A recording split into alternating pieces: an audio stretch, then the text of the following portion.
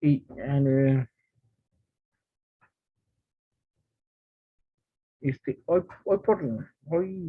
por la mañana cuando fueron al hospital y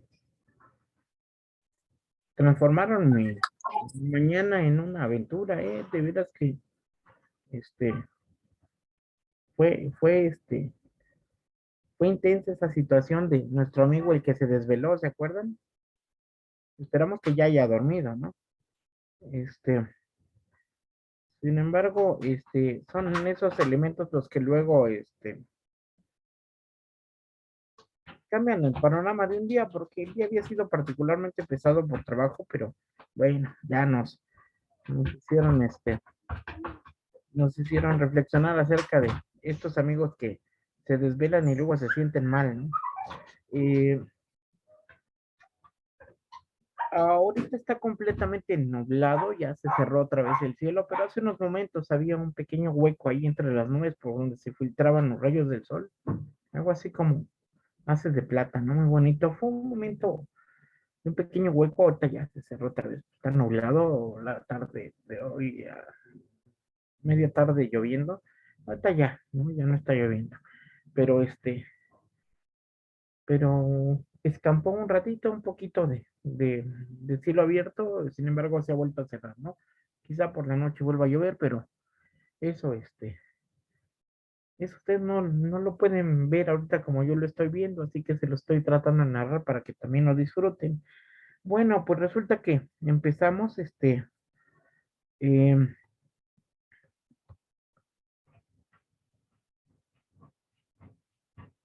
ha sido divertido el susto que nos dio nuestro amigo, desvelado, ¿eh? Entonces, eh,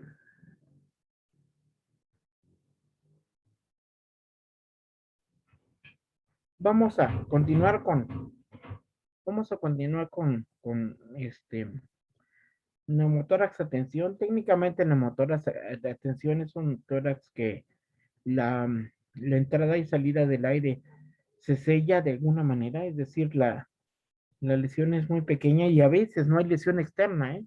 En ocasiones no hay lesión externa, en la mayoría de las ocasiones, el neumotórax atención, que es sinónimo del neumotórax espontáneo, este, no tiene una solución de continuidad en la piel, es decir, este, el cambio de presiones se da solamente en la pleura por discontinuidad con alguna ruptura de alguna bula o algún bronquio, y esto genera el cambio de presiones que lleva a ese colapso del pulmón que están ustedes observando, ¿no? Ajá.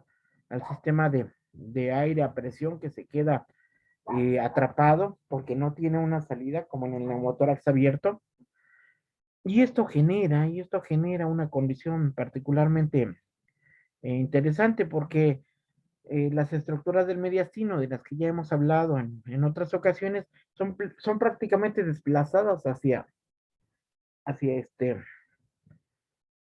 hacia el lado contrario de donde se desarrolla el neumotórax.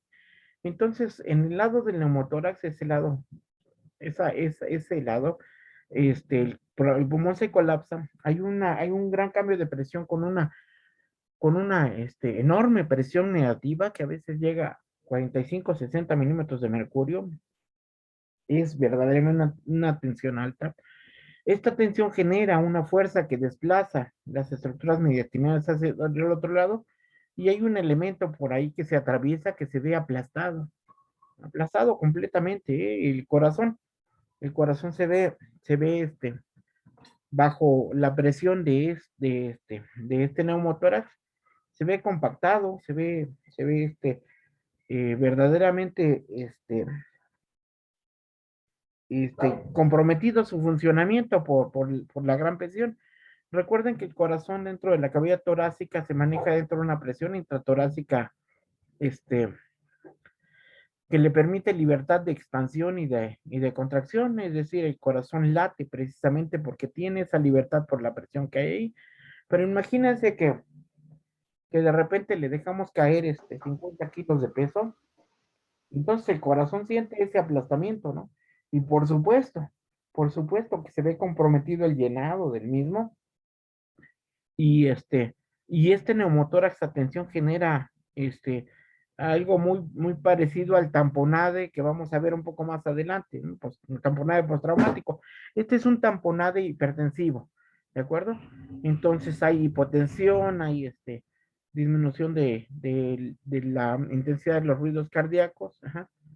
Y entonces, y entonces se dan una serie de cambios que hay que saber identificar para hacer diagnóstico y sobre todo qué tenemos que hacer para tratar esto en atención primaria, ¿no? Es decir, cuando nos vemos ante un neumotórax de atención. Entonces, este neumotórax de atención que compromete la contracción del ventrículo izquierdo, obviamente disminuye el gasto cardíaco que va hacia la aorta, pero la primera parte de esta circulación, que es la circulación coronaria, se ve afectada, ¿no? Entonces disminuye la cantidad de sangre oxigenada al corazón y el corazón sufre por cardiopatía isquémica debido a esta situación particular del neumotórax a tensión, ¿de acuerdo? Existe aumento de presión venosa por el aumento de la presión intrapleural, lo que obstruye la vena cava y produce caída del gasto cardíaco, que es lo que les estoy explicando. Entonces, esta caída del gasto cardíaco lleva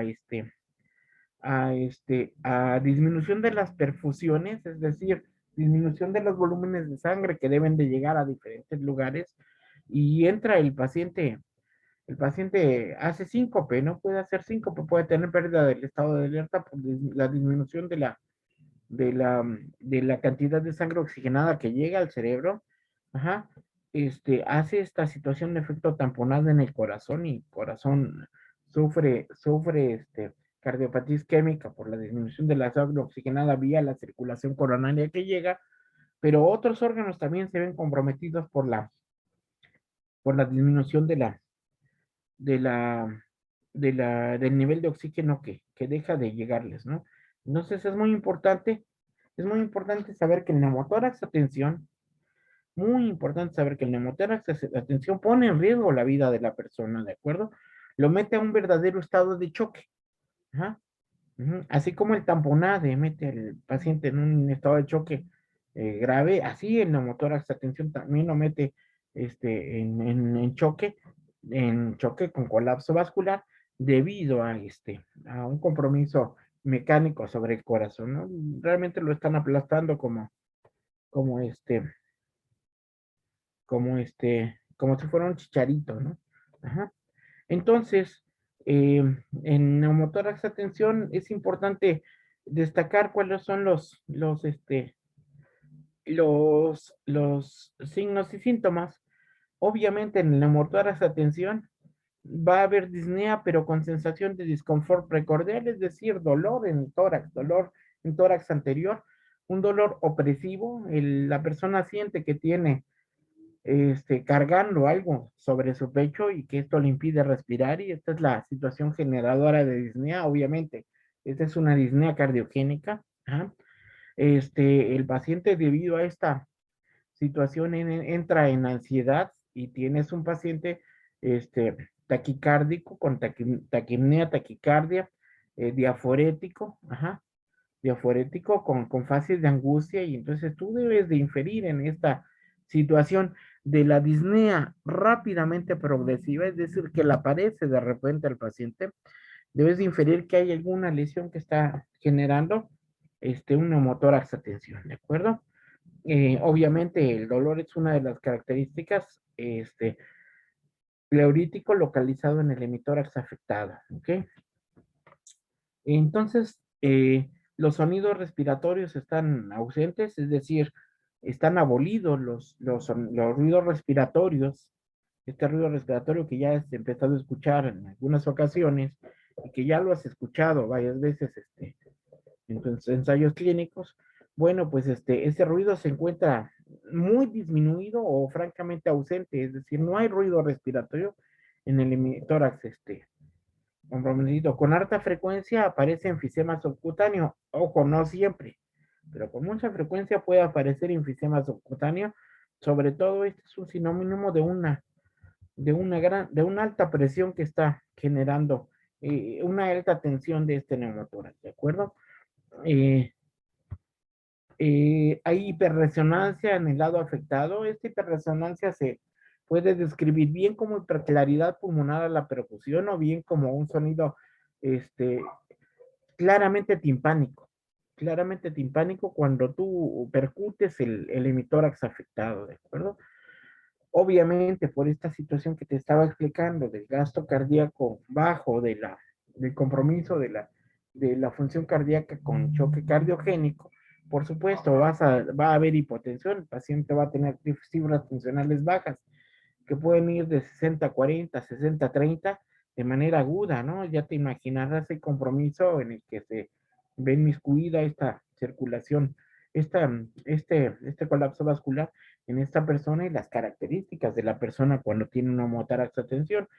Venas yugulares distendidas, es decir, tú vas a buscar las venas yugulares, las vas a encontrar eh, gorditas, distendidas, con ingurgitación yugular, que puede ir según de grado 2 hasta grado 3.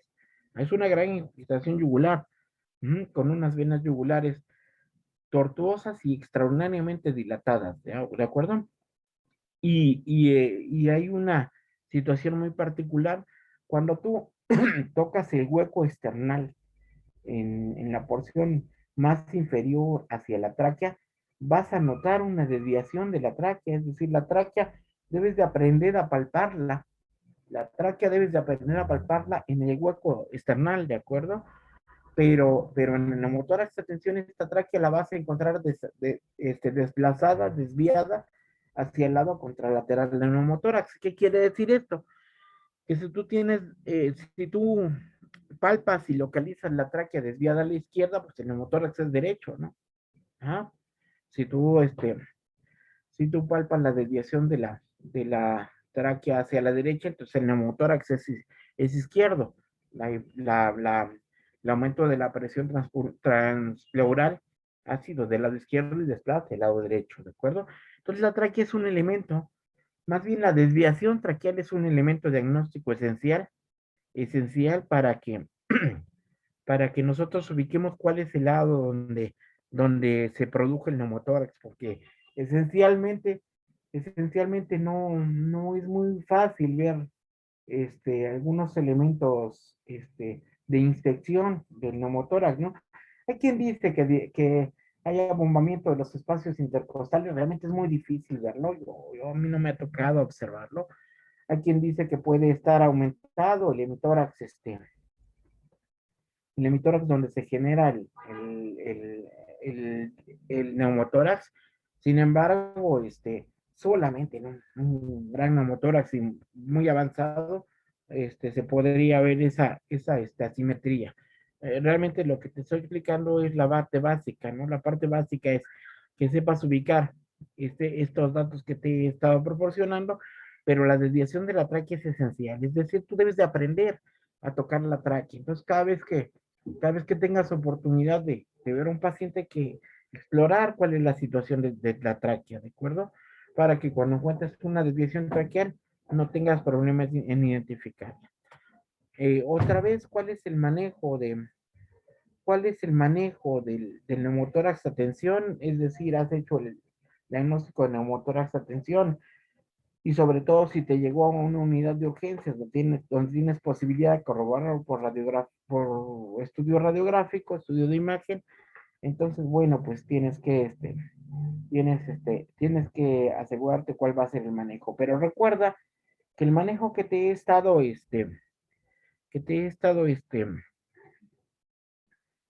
describiendo del trauma torácico es atención primaria prehospitalaria, ¿de acuerdo? Entonces, ¿qué manejo prehospitalario le das al neumotórax atención? Número uno, aseguras otra vez la vía aérea. ¿Qué quiere decir? Tienes que conocer cómo extender el cuello, cómo colocar el collarín para que se quede fijo y para que el paciente no tenga problemas de obstrucción de la vía respiratoria alta, y esto nos asegura una mejor ventilación del pulmón contralateral al neumotórax, ¿no? Recuerda que el pulmón del neumotórax está colapsado, pero el pulmón contralateral lo tienes que ventilar, entonces esa ventilación llega desde la vía aérea alta y tienes que saber este, describirlo, ¿de acuerdo? Perdón, si alcanzan a ver la imagen así en chiquito. Sí, doctor. Sí. Ah, bueno, perfecto, ¿no? Con eso tenemos. Entonces, número dos, dar flujos altos de oxígeno. Es muy importante dar flujos altos de oxígeno porque los flujos altos de oxígeno hacen un contrapeso interesante. Hacen un contrapeso interesante a nivel de la pleura visceral. Ajá, tú das flujos altos de oxígeno y aún el pulmón colapsado recibe esos altos flujos de oxígeno y permite que se reabsorba el gas que hay en el espacio pleural. Entonces, los altos flujos de oxígeno sirven por sí solos para resolver un neumotórax. Eh, no lo resuelven completamente, sobre todo en neumotórax a tensión cerrada. No lo resuelven completamente, no lo resuelven completamente, pero te dan un margen de disminución de la presión intrapleural en esa zona, porque ayudan a reabsorber ese gas que está en el espacio pleural. ¿De acuerdo? Y número tres, debes de saber descomprimir la caja torácica en caso necesario. En caso necesario, tomas un punzocat, atraviesas la pared torácica, llegas al espacio pleural, retiras tu aguja, dejas el punzocat del plástico y vas a estar escuchando cómo sale gas, y así se desaloja la, este, la cantidad de gas que se acumuló en el espacio intrapleural. Y esto por sí solo, esta pequeña válvula que puedes hacer inclusive con una aguja delgada, pero tienes un punzocat mejor, porque tiene mejor calibre. Este solo desalojo del gas intrapleural disminuye la presión intrapleural. Entonces, disminuye la compresión y la desviación de las estructuras mediastinales, disminuye la presión sobre el corazoncito, porque el corazoncito, ya sabes que cuando tiene presión, sufre. Entonces, esta sola descompresión con una aguja que tú vas a insertar en el segundo o tercer espacio, este, em, intercostal anterior, ajá, en el hemitórax donde está el neumotórax, este, nos ayuda a que tu paciente llegue sin esa compresión. Es decir, lo que tú haces es transformar el neumotórax de neumotórax hipertensivo a neumotórax abierto, porque permitiste una salida al, al aire y ya lograste descompresión de ese hemitórax y dejan de sufrir esos órganos, ¿no? Sobre todo el corazoncito, que es que se ve más afectado, ¿de acuerdo? Este, y entonces esa descompresión torácica de la que yo te estaba hablando, la indicación es neumotórax. Atención, con la descompresión mostrada por más de uno de los siguientes puntos. Ajá, con la perdón, con descompensación mostrada por más de uno de los siguientes puntos, tienes que realizar descompresión torácica. Es decir, ¿cuándo, cuándo tengo que descomprimir el tórax? Cuando tengo disnea y cianosis, ¿de acuerdo? Disnea y cianosis. Cuando tengo pérdida del pulso distal, es decir, tú puedes tener una gran disnea, pero no hay cianosis, el paciente tiene cierta, nosotros como personas tenemos cierta predisposición a, a, este, a magnificar ciertos síntomas, y la disnea por sí sola no es no es sinónimo de que descomprimas, ¿no? Pero disnesia, no sé si tienes que realizar la descompresión torácica. Si hay pérdida del pulso radial, fíjate bien, el pulso radial, ese pulso que palpamos cuando cuando realizamos la gasometría, ¿te acuerdas? ¿Te acuerdas que para realizar la gasometría, palpamos el pulso radial? Bueno, pues si tienes pérdida del pulso radial del brazo ipsilateral al hemitórax afectado, entonces tienes que realizar descompresión torácica, ¿no? Eso ya está hablando de choque, de colapso vascular, ¿de acuerdo? También si hay deterioro del nivel de conciencia, decremento, se oye feo, no, es deterioro del nivel de conciencia. Tu paciente puede estar desde obnubilado, es decir, ligeramente desorientado, hasta francamente desorientado y somnoliento, entonces con poca reacción al medio ambiente, entonces con poca reacción al medio externo, entonces tú tienes que saber que ese paciente está sufriendo colapso vascular y que está llegando a menor cantidad de oxígeno al cerebro y tú tienes que descomprimir la caja torácica, ¿de acuerdo? Entonces, estos elementos son los que te indican cuándo tú tienes que descomprimir el neumotórax atención. ¿De acuerdo? Lo que sucede, este es en la atención prehospitalaria. Lo que sucede cuando llegan al hospital es que pues, rápidamente les colocamos una sonda pleural, ajá, se libera toda la presión, el pulmón se expande, bueno, ya está el asunto, ¿no? Pero te estoy hablando del tratamiento que tú le debes de dar a la persona cuando identificaste que tiene neumotórax y cuando lo vas a trasladar a un hospital, ¿de acuerdo? ¿Qué es lo que tú necesitas para que el paciente, para recuperar a tu paciente, pues necesitas trasladarlo en buenas condiciones para que alcance a llegar al hospital? Si el paciente está chocado, tú no descomprimes el tórax, tú no evacúas la gran presión de gas que hay ahí adentro, no va a llegar el paciente al hospital, ¿no? Lo más seguro es que el paciente fallezca en el camino y bueno, técnicamente tú eres el responsable del traslado de un grupo de pacientes en un momento dado, ¿de acuerdo? Entonces, mucho cuidado con estos elementos con el neumotórax atención. Te estoy hablando de neumotórax atención en en trauma, postraumático, en un trauma cerrado de tórax. Ajá. Los traumas cerrados de tórax, los traumas que no te producen lesión externa, producen este tipo de neumotórax, ¿eh? Pero recuerda también que tenemos el neumotórax espontáneo.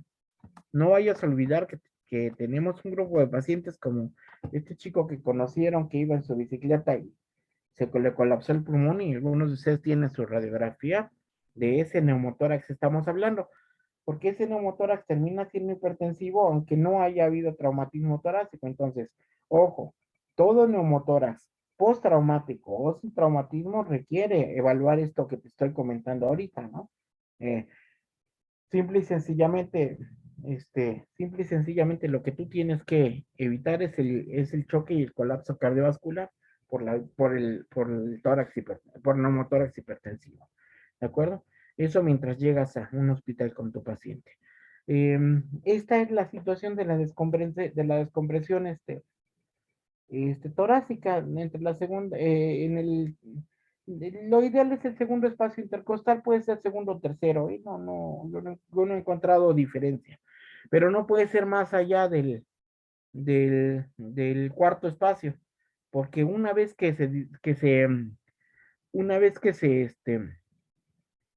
descomprime el tórax, el pulmón se empieza a distender, se empieza a insuflar, y si tú colocas tu aguja por debajo del cuarto, quinto espacio intercostal, entonces es más fácil que la aguja, el pulmón alcance a la aguja y la lesión pueda ser mayor o no se resuelva, ¿no? Entonces, es muy importante que sea segundo, máximo tercer espacio intercostal y es región anterior, ¿de acuerdo? Región anterior donde se descomprime.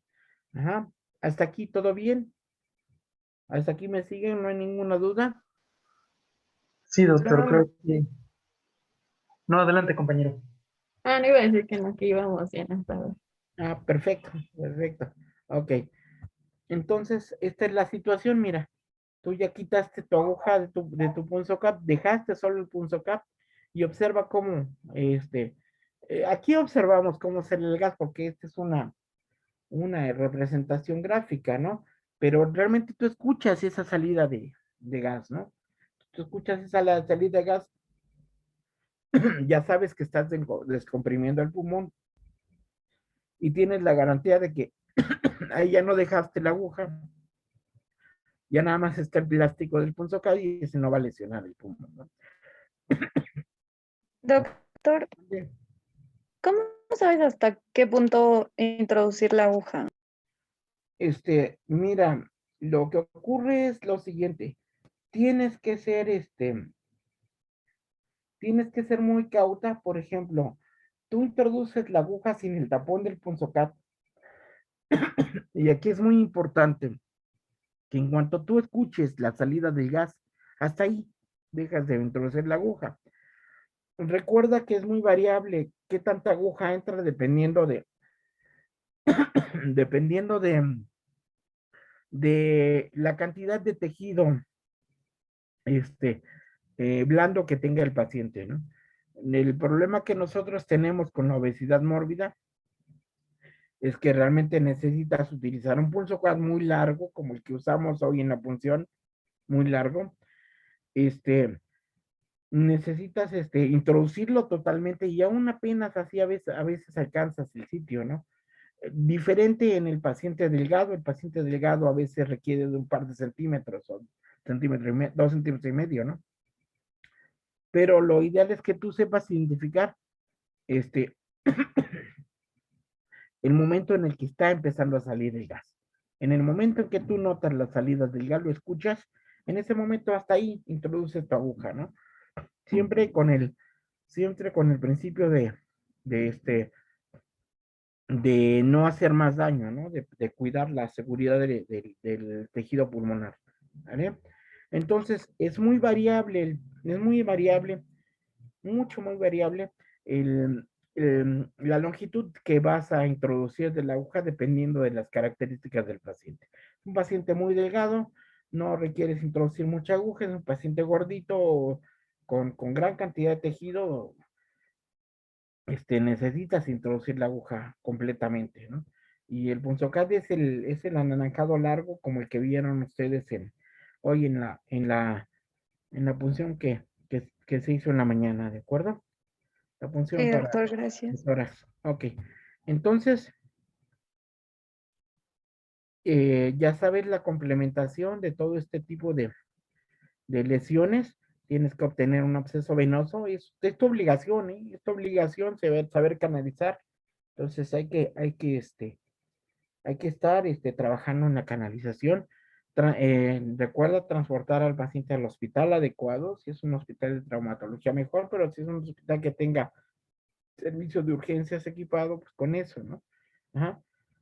Y hay que hacer una notificación de control médico que hiciste, encontrar al paciente con tal presión, descomprimir el tórax, la presión mejoró a tal nivel, ¿vale? Para que algunos datos le sean de utilidad al médico que va a continuar la atención del paciente, ¿ok? Entonces, hasta aquí estamos hablando de lesiones hasta aquí hemos hablado de lesiones que ocupan solamente que ocupan el espacio pleural solamente por gas, ¿no? Por volumen de gas, ajá, por aire. Pero pero ahora vamos a pasar a vamos a pasar a revisar lo que se conoce como hemotórax. El hemotórax definitivamente siempre es postraumático. Puede ser que ustedes se encuentren con un caso de neumotórax, de hemotórax, perdón. Puede ser que ustedes se encuentren con un caso de hemotórax, espontáneo. Pregunto, ¿ustedes podrán encontrarse con un caso de hemotórax? Ana Emilia, ¿podríamos encontrarnos con un caso de hemotórax espontáneo? Es decir, llegada de sangre al espacio pleural de manera espontánea. No, Ajá. Sí, sí hay una situación, ¿eh? Hay una situación, es una situación única. Los pacientes con hemofilia. Los pacientes con hemofilia que tienen problemas con la coagulación de la sangre, ellos pueden desarrollar hemotórax espontáneo, pero es la única causalidad que nosotros conocemos de hemotórax pues, espontáneo en clínica, ¿no? En clínica de urgencias. Realmente el hemotórax siempre es postraumático. ¿Sí? En el 99.9% de los casos siempre es postraumático. Entonces, nosotros llamamos hemotórax a la acumulación de sangre en el espacio pleural. Recuerden que estamos hablando de aire, no es sangre, ¿de acuerdo? Comúnmente producido por lesión penetrante. Muy frecuentemente producido por lesión penetrante. puede ser producido por lesión penetrante, por ejemplo, de proyectil de arma de fuego. Puede ser producido por lesión.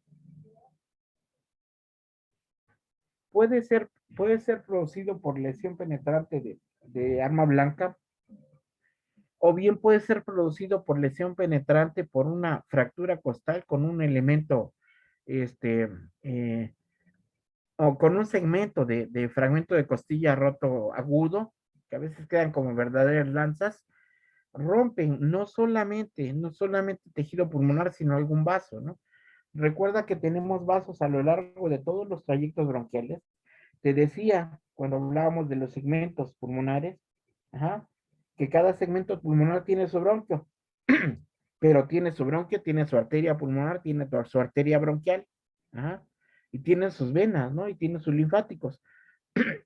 Estos vasos se pueden ver rotos en el traumatismo, por el traumatismo, y eso genera el hemotórax, ¿de acuerdo? El hemotórax es una condición muy particular, porque puede haber un hemotórax como el que están viendo en la ilustración, un hemotórax pequeño, si lo alcanzan a ver ahí, ¿no? Ajá, sí. Cintia, si lo alcanzas a ver. Cintia,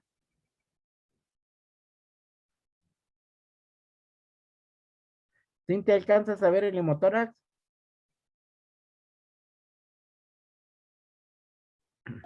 Sí, doctor. Correcto. Este es un hemotórax pequeño, pequeño. Mucho cuidado, no todos los hemotórax se quedan a ese nivel, pero muchos se quedan a ese nivel, ¿de acuerdo? Pero no todos se quedan a ese nivel. El hemotórax habitualmente tiende a ser evolutivo, y si tiene que ser evolutivo, entonces se transforma en un hemotórax masivo, ¿de acuerdo? Entonces, en el hemotórax masivo, este espacio colecta, el espacio pleural colecta al menos 1500 cc de sangre en la cavidad torácica. ¿Ah? Cada hemitórax puede colectar hasta 3000 mililitros de sangre. Entonces, bueno, en la cavidad pleural cabe todo el gasto cardíaco de una persona, que son 5 litros, ¿no? Toda la sangre de una persona cabe en la cavidad pleural. Pero si ya tenemos 1500 mililitros de sangre en la cavidad torácica, ¿qué tenemos a nivel cardiovascular? Choque, colapso, ¿de acuerdo? Si nosotros hablamos de 1000 a 1500 mililitros de sangre en la cavidad torácica, en el espacio pleural, estamos hablando ya de un déficit de sangre que supera el 30%, y entonces, bueno, pues eh, este, el paciente entra en choque hipovolémico, ¿de acuerdo? Entonces, esto es muy importante para la situación del diagnóstico, ¿de acuerdo? Del diagnóstico, de la observación si tu hemotórax es un hemotórax que se quedó este, fijo, que se quedó fijo como una fotografía, o bien si es un hemotórax masivo que rebasó 800, rebasa 1 litro, rebasa 1500 y luego rebasa 1800, luego rebasa 2 litros, y entonces el paciente fallece por choque hipovolémico, ¿no? Es muy importante el diagnóstico de hemotórax postraumático, ¿de acuerdo? Muy importante el diagnóstico de hemotórax postraumático. Entonces, en el hemotórax masivo, es decir, en el hemotórax del que estábamos hablando hace un momento, en el hemotórax masivo, tenemos elementos como ansiedad, confusión, taquipnea, disminución de los sonidos respiratorios o ausencia de los sonidos respiratorios, porque en lugar de haber pulmón ahí hay sangre. ¿Ah?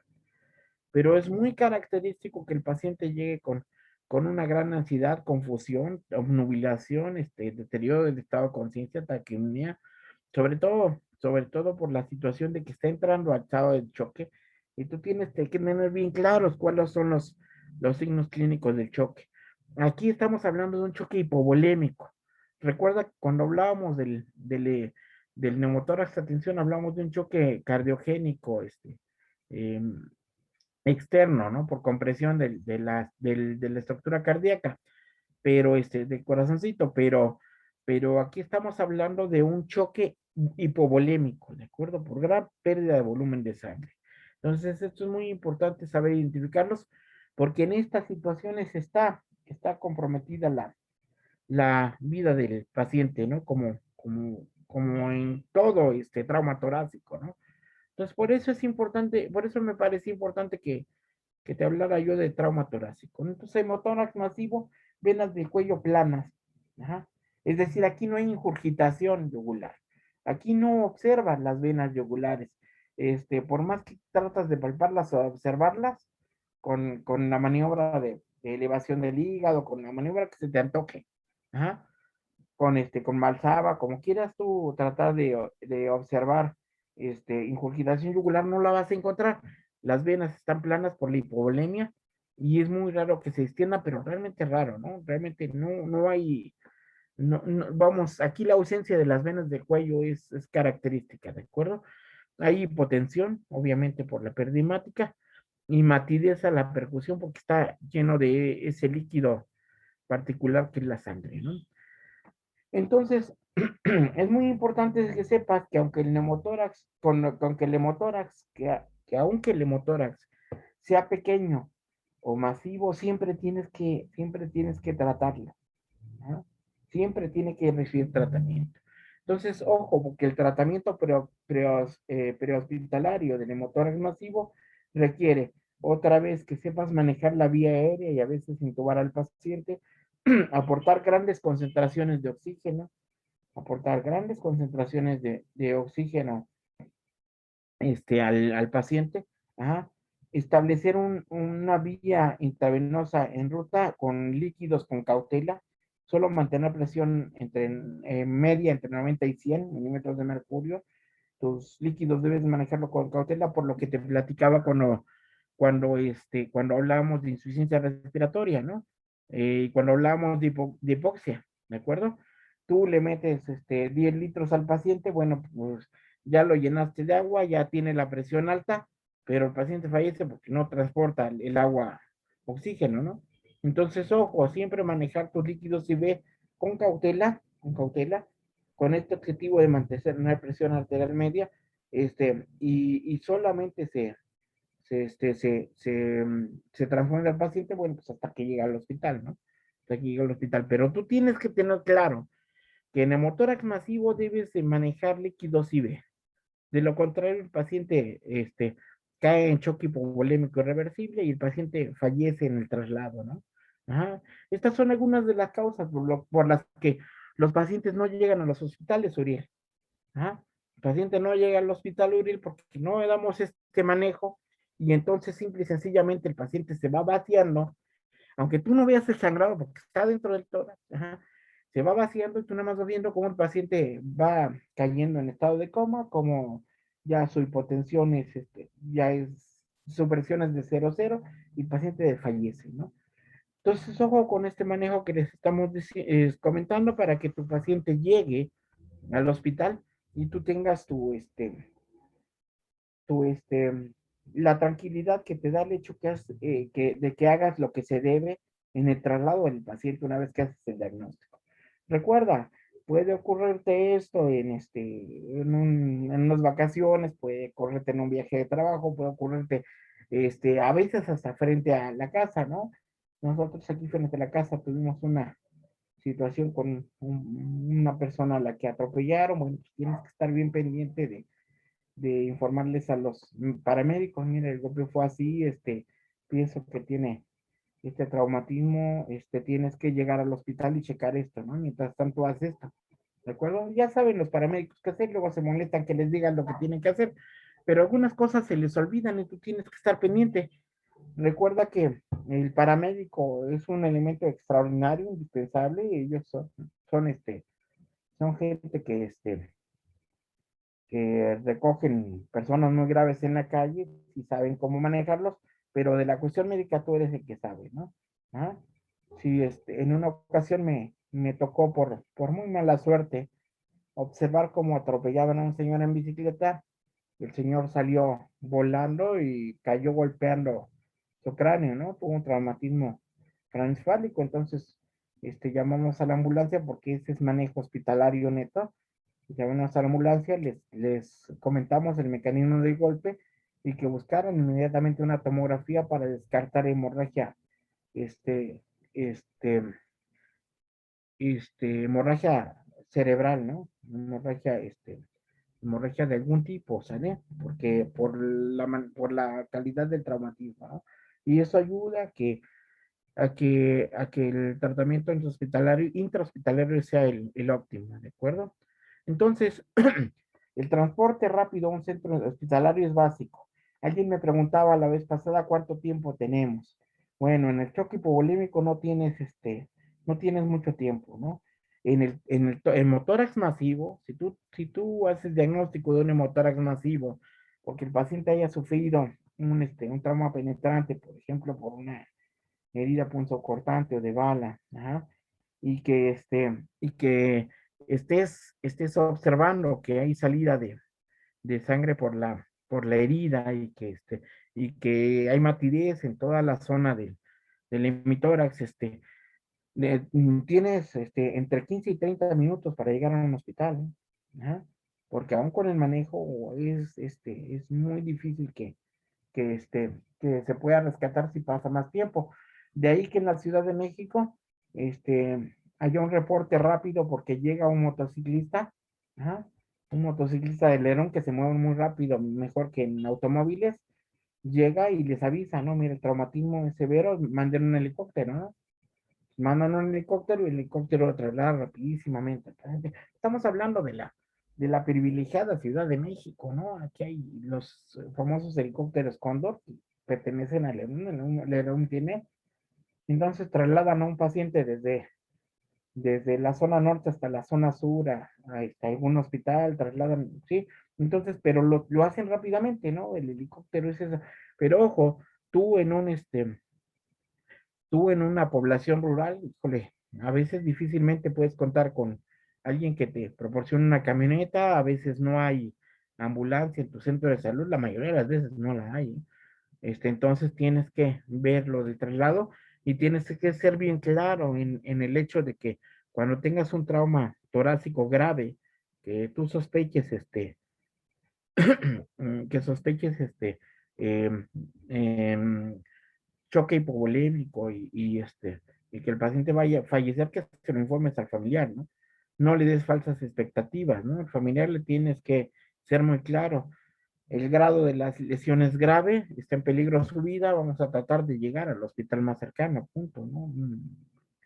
Eso es lo que tú puedes ofrecer.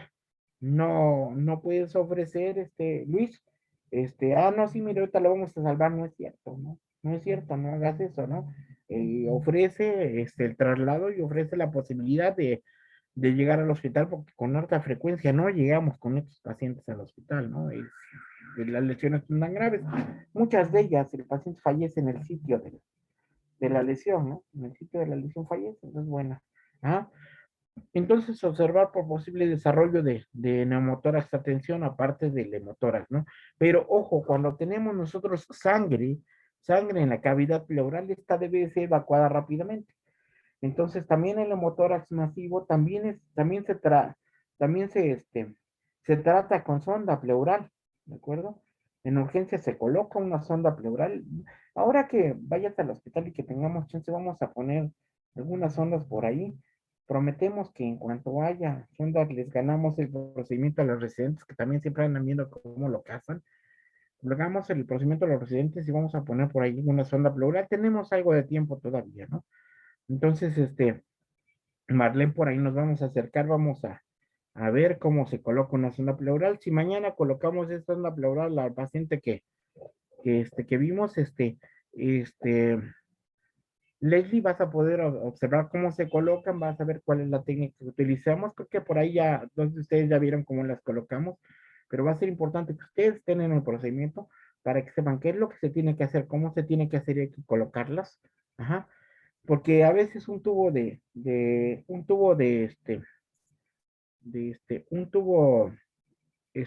endopleural conectado a cualquier frasco con un sistema cerrado, este, evacúa la hemorragia, permite la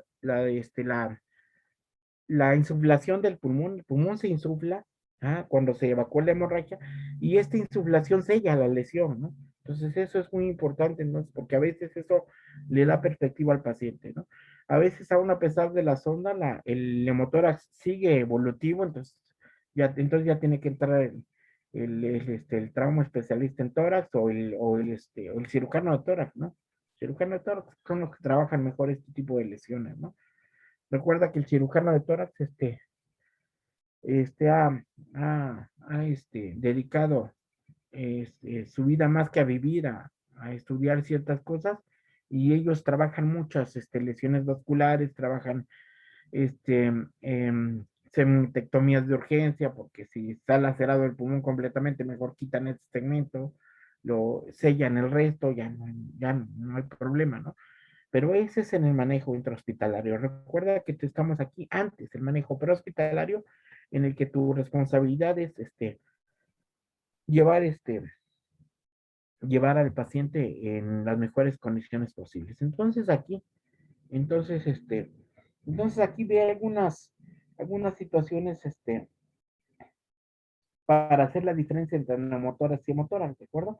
Recuerda que te platiqué desde el principio que esta presentación yo no la hice, esta presentación no es mía, yo me la encontré, me gustó cómo está desarrollada y por eso la utilizo, porque además ya te dije que esta no es mi área, pero observa cómo aquí hacen una comparación entre los signos y los síntomas del paciente con neumotórax y con hemotórax, ¿de acuerdo? Por supuesto, esto postraumático, ¿de acuerdo? Entonces, Ana Emilia, aquí estamos hablando de cómo hacer la diferenciación si el paciente tiene neumotórax o hemotórax postraumático, ¿de acuerdo? El paciente postraumático. Es posible que alguno de ustedes vaya a desarrollar una especialidad tan fina y delicada como dermatología, oftalmología, em, cirugía plástica, alguna cosa así, pero estos son elementos que tienen que conocer definitivamente, ¿no? Que no puede ser que digan que nunca los vieron, que nunca nadie les platicó, porque ya les estoy platicando, ¿no? ¿Eh? Entonces, bueno, pues entonces, el primer síntoma presente en el neumotórax, la disnea antes del choque. Primero hay disnea y luego choque en neumotórax, sobre todo atención. En hemotórax, el shock está antes de la disnea. El paciente primero cae su presión arterial, ¿ah? Y luego empieza a percibir disnea, ¿de acuerdo? Entonces, primero está la taquicardia, primero está la ausencia del pulso radial y luego el paciente percibe disnea, ¿de acuerdo? Entonces, ojo, eso es una muy importante diferencia.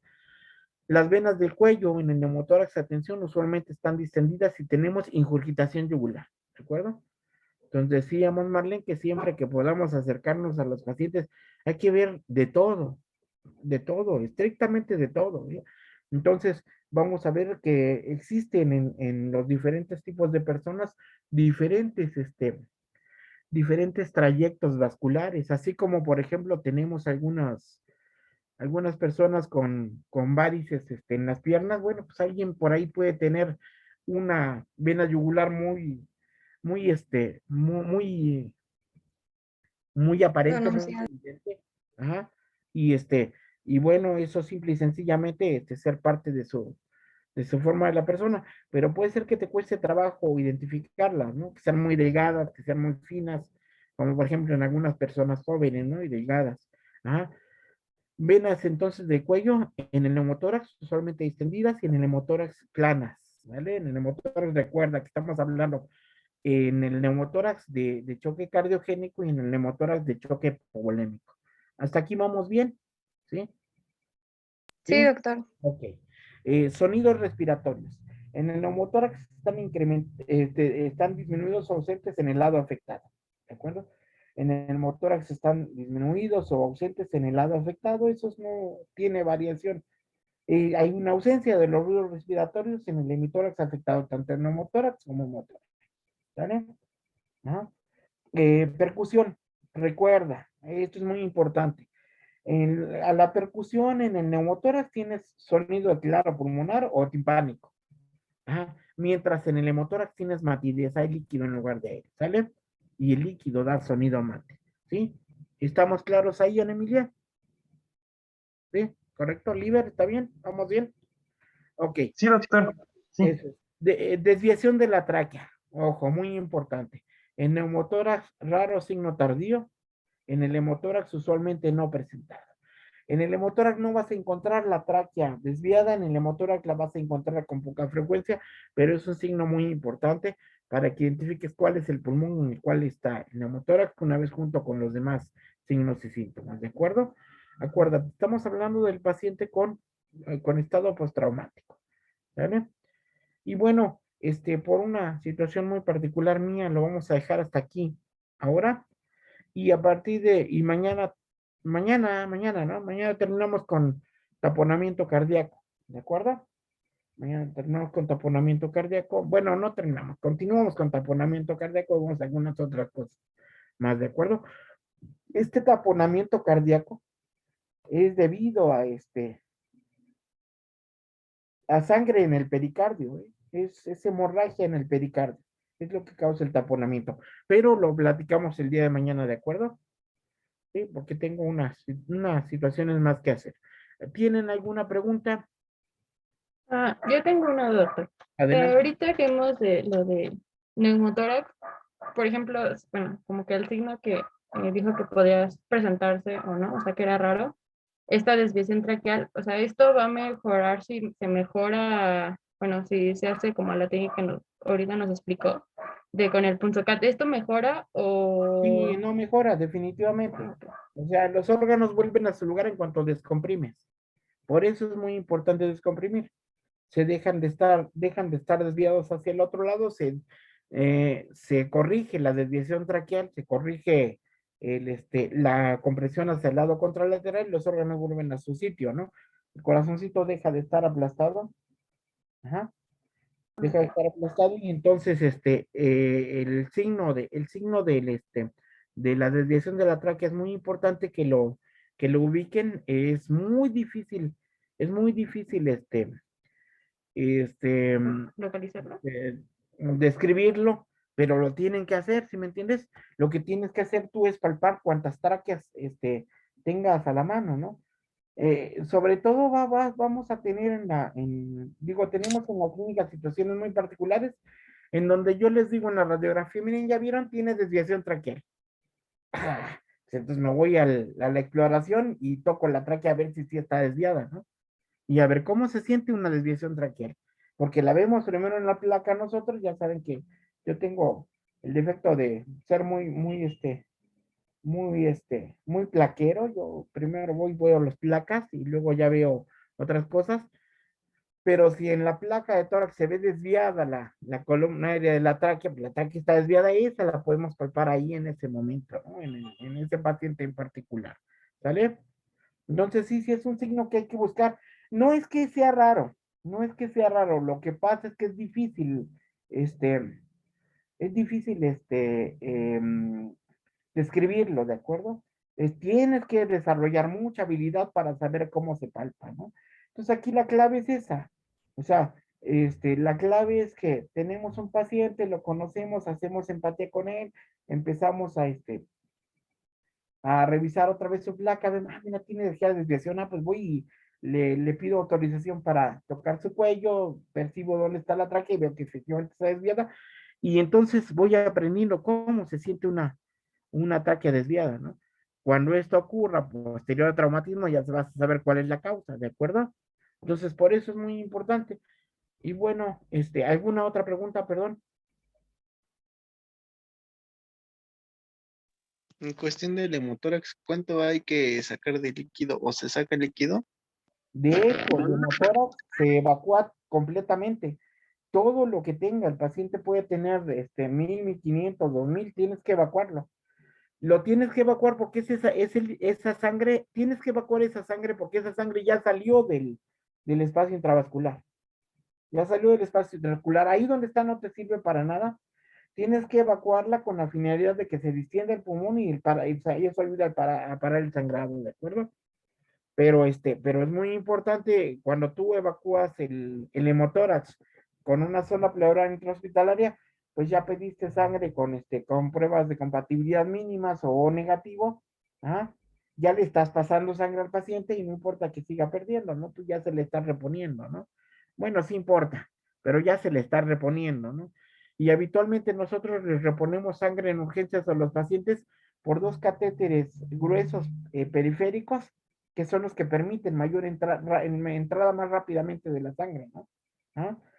Los catéteres centrales son muy malos para corregir volemia, ¿no? Entonces, es muy importante que sean los catéteres periféricos, a través de los cuales ya le estás pasando sangre al paciente, está recibiendo 3 o 4 paquetes, ya sabes que con confianza va a mantener volemia y vas a poder seguir trabajando con tu paciente, aunque tu sonda pleural, de repente en las siguientes horas se esté drenando algo de material, ¿de acuerdo?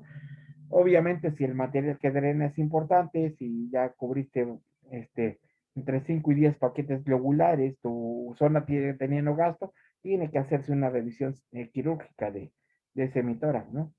Eso también es una situación importante, ¿de acuerdo? Ajá, ¿alguna otra pregunta? Yo he tenido siempre una pregunta con eso de la transfusión.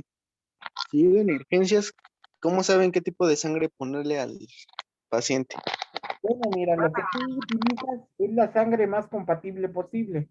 Hay un elemento que se llama evaluación con pruebas de compatibilidad mínimas esa prueba te la dan en 15 a 20 minutos. ¿Ah? Las pruebas de compatibilidad tardan un poco más de tiempo, pero esa sangre es parcialmente segura. Ahora, si en tu banco de sangre tienen sangre O negativo, no hay ningún problema, cualquier paciente la va a recibir sin hacer reacción a la transfusión, ¿no? Entonces, lo ideal es que tú este, estés en buenos términos con tu banco de sangre para que te proporcione lo que tú necesites en el momento dado, ¿no? Obviamente, tú haces la indicación y el banco de sangre no te proporciona lo que tú necesitas, inmediatamente lo trasladas a tu expediente clínico, ¿no? Se solicitó sangre en estas características, el banco de sangre no la proporcionó, ¿de acuerdo? Y obviamente, pues la evolución del paciente te va a decir quién tiene la razón, ¿no? Tú que la solicitaste o el banco de sangre que no te la dio, o si te la proporcionaron, que eso ayuda a rescatar al paciente. Ya lo saben los del banco de sangre, en trauma son muy sensibles a eso, porque sobre todo en urgencias saben que el paciente de urgencias con shock hipovolémico requiere volemia sanguínea inmediata, ¿no? ¿Vale? Sí, y en lo que traen la sangre, entonces, ¿qué meteríamos? ¿Una solución Hartmann o algo así? O sea, mientras te llega la sangre del paciente, tú tienes que utilizar el mejor expansor de plasma que tengas, ¿no? La solución Hartmann es un cristaloide buen expansor de plasma, mantiene buena presión arterial, pero su tiempo de duración en el espacio intravascular es corto, ¿no? Dura poco. Si tú tienes solución Hemacel, bueno, el Hemacel es un buen expansor de plasma, dura más en el espacio intravascular, te mantiene una presión sanguínea entre 2 y 4 horas. Es una buena herramienta, pero si en tu unidad tienes pentalmidón, el pentamidol puede durar hasta 6 a 8 horas en el espacio intravascular. Es un buen tiempo para mantener presión arterial adecuada. Entonces es lo que utilizas, ¿no? Tú vas a utilizar el mejor expansor de plasma que tengas en un momento determinado, ¿de acuerdo? Entonces, ¿qué es lo importante en relación a los expansores de plasma? Que utilices el mejor que tengas, ¿no? En el momento oportuno, que es lo que le va a servir a la persona en riesgo, ¿no? ¿Alguna otra cosa?